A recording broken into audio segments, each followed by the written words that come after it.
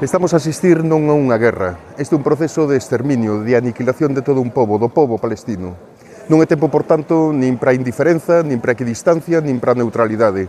É tempo de compromiso activo, antiimperialista en defensa dunha causa tan nobre e tan xusta como é o dereito inalienável do pobo palestino a vivir en paz na súa propia terra, sin medo e de xeito libre e soberano. Por tanto, isto, hoxe, nun día tan simbólico como este, é un chamamento e un berro desesperado e un clamor para que isto pare dunha vez. E unha demanda, tamén unha exigencia ás institucións máis próximas, Xunta de Galicia e Goberno español, que rompan xa calquera tipo de relación económica, comercial, política, diplomática, militar que manteñen co Estado terrorista de Israel.